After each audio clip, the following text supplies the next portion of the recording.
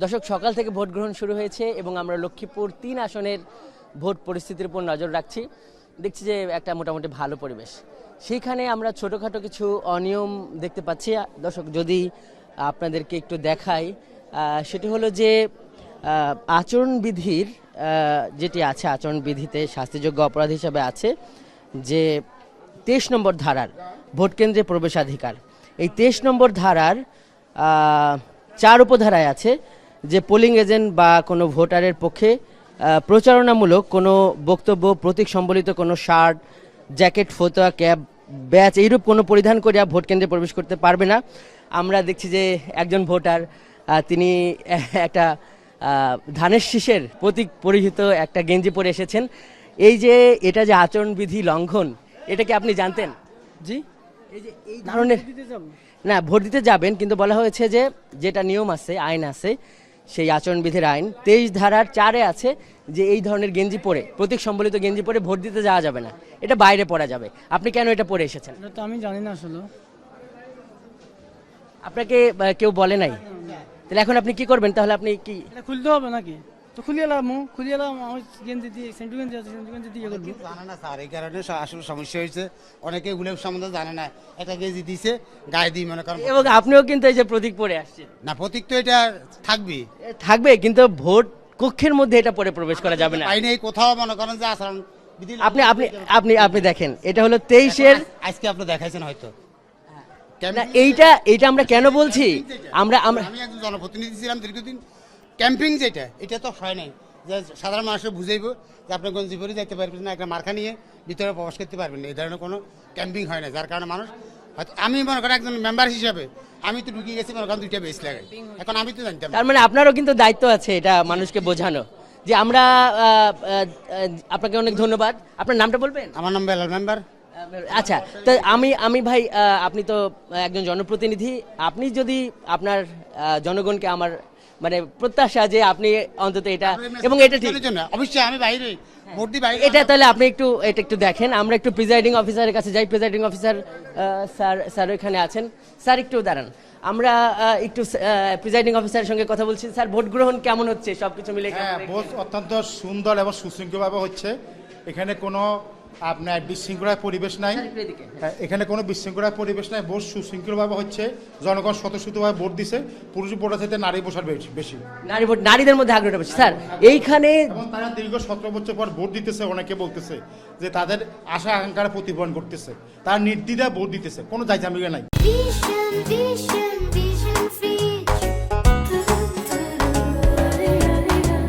Sir, আপনি যেহেতু এই কেন্দ্রের দায়িত্বে, এখানে একটা অভিযোগ আসছে যেটা বলা যায় যে আচরণবিধির 23 ধারায় যেটা আছে ভোট কেন্দ্রে প্রবেশাধিকার, আপনি নিশ্চয়ই এটা জানেন যেহেতু আপনি কেন্দ্রের দায়িত্বে। এটা 4 ধারায় আছে, আমি আপনাকে একটু পড়ে শোনাই। পোলিং এজেন্ট বা কোনো ভোটার প্রার্থীর পক্ষে প্রচারণামূলক কোনো বক্তব্য, প্রতীক সম্বলিত কোনো শার্ট, জ্যাকেট, ক্যাপ, ব্যাচ এইরূপ কোনো কিছু পরিধান করিয়া ভোট কেন্দ্রে প্রবেশ করতে পারবে না।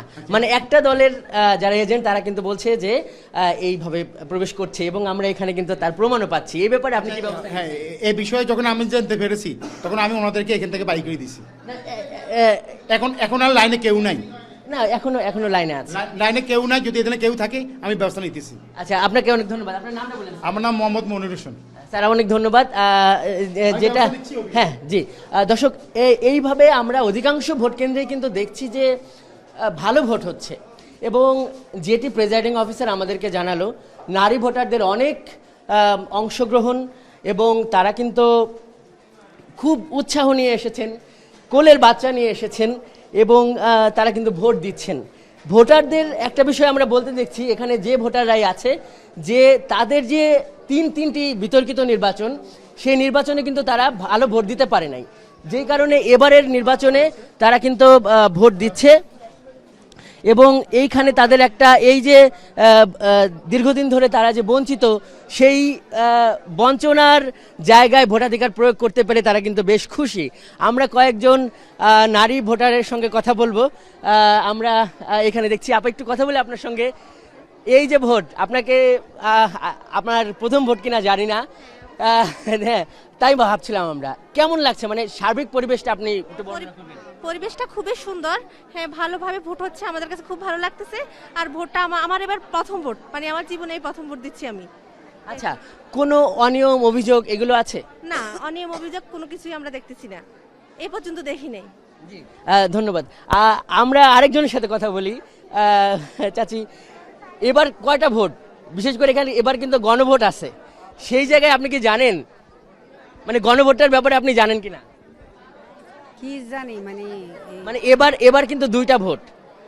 হ্যাঁ হ্যাঁ, হ্যাঁ না আমরা আবার শুরু তাকে শুনছিলাম হ্যাঁ না বুড়া বুড়ি গেছে, আবার ওই এই কিস্তে বুড়া বুড়ি গেছে, আর আমরা ওহন লইয়া বুট 4টা দিতেছি।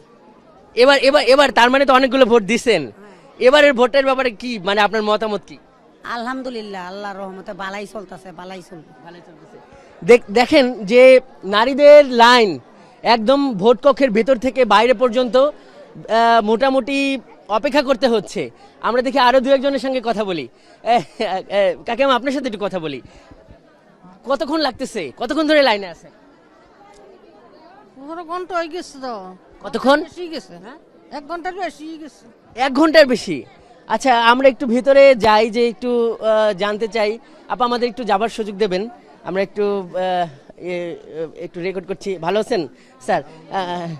ভালো আছেন? জি, আমরা যেটি এখানে দেখছি যে এখানে কি সব দলের পোলিং এজেন্টরা আছেন? আপনি কোন দলের? ও, আপনি তো পোলিং অফিসার, দুঃখিত। আমরা এখানে মোটামুটি 4জন পোলিং এজেন্ট দেখছি। আমরা একটু একে একে সবার সঙ্গে কথা বলি। আপনি কোন দলের? আমি ওই যে ছাতা আপনার প্রতীক? ধানের শীষ। ধানের শীষের। আচ্ছা, জি, আমরা আরেকজনের সঙ্গে কথা বলি। আপনি কোন প্রতীকের? ধানের শীষ। ধানের শীষের 2জন। আচ্ছা, এখানে অন্য যে দল? আম্মার কায়। আপনি? দাড়িপাল্লা। দাঁড়িপাল্লায়। আচ্ছা, এখানে আমরা দেখছি যে ধানের শীষের 2জন আছে এবং জি, কিন্তু ধানের শীষের 2জন কেন? ও আচ্ছা আচ্ছা আচ্ছা আচ্ছা, জি জি জি, মানে আপনি ছাতা। আচ্ছা আচ্ছা জি জি, আমরা এটা দেখছি, আমরা এখানের যিনি সহকারী প্রিজাইডিং অফিসার, আপা একটু ছোট করে আপনার একটু কথা নেই। আপা, ওই যে বাইরে যারা দাঁড়িয়ে আছে, হ্যাঁ, তারা বলছে যে বেশ কিছুক্ষণ অপেক্ষা করতে হচ্ছে, নিশ্চয়ই এর কোনো কারণ আছে, আপনি যদি ব্যাখ্যা করেন। বেশ কিছুক্ষণ এখানে ওই যে 2টা ভোট করে দেওয়ার সিস্টেম ছিল, কিন্তু জায়গা সংকটের কারণে এখানে একটা ভোট করা হয়েছে। আর মহিলা ভোটার তো দেখা যায় একটু লাইন হয়ে যায় এই আর কি। মানে যাচাই বাছাই করতে? হ্যাঁ হ্যাঁ, যাচাই বাছাই করতে একটু সময় লাগে, দেখা যায় নিকাব খোলা লাগে, দেখা লাগে, ফেস মিলানো লাগে, এই জন্য একটু সময় লাগে। কত সময় লাগছে ঘরে? না, অত বেশি সময় না, এই যে এখন পর্যন্ত অনেক ভোট তো শেষ হয়ে গেল নেওয়া। 2টা ভোট করে তো দেখা যায় একটু সময় লাগবেই। কত কাস্টিং হয়েছে এই কক্ষে এখন পর্যন্ত? কত কাস্টিং হয়েছে এটা তো বলা যাবে না।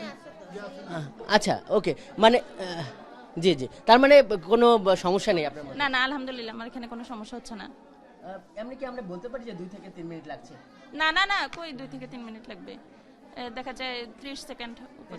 জি জি, ধন্যবাদ। দর্শক, আমরা এই যে পরিস্থিতি এখানে দেখলাম, এই পরিস্থিতিটা আসলে অধিকাংশ ভোট কেন্দ্রে আমরা দেখেছি। সহকারী প্রিজাইডিং যিনি কর্মকর্তা, তিনি আমাদেরকে জানাচ্ছেন যে এখানে আসলে 2টা বুথ হওয়ার কথা ছিল, মানে ভোট দেওয়ার জন্য গোপন কক্ষ হওয়ার কথা ছিল, সেখানে একটি হয়েছে, যে কারণে চাপটা বেড়েছে। এবং আমরা দেখছি যে নারীদের একটা মানে দীর্ঘ লাইন কিন্তু এখানে আছে। এবং যেটি আমরা বলতে পারি, আমরা কেন্দ্রে কেন্দ্রে এই প্রিজাইডিং অফিসারের অনুমতি নিয়ে আমরা কিন্তু ব্যালট পেপারগুলো দেখেছি, তাদেরকে অনুরোধ করেছি, তারা দেখিয়েছেন যে প্রতিটি যেটি নিয়ম, যে ভোটারদের এই ব্যালট পেপার দেওয়ার পর বা দেওয়ার সময় কিন্তু তারা সিল এবং স্বাক্ষর করছেন প্রিজাইডিং অফিসার। কিন্তু কোনো কোনো ক্ষেত্রে এই চাপ সামলানোর জন্য আমরা এও দেখেছি যে কোনো কোনো প্রিজাইডিং অফিসার আগের থেকে 2 থেকে 3টি, 5 থেকে 6টি যে ব্যালট পেপার তারা আগে সাইন করে রাখছে। এই পরিস্থিতি এখানে ছিল। তো দর্শক, এই ছিল লক্ষ্মীপুরের যে 3 নম্বর সংসদীয় আসন, সেই 3 নম্বর সংসদীয় আসন থেকে আমার কাছে থাকা সবশেষ।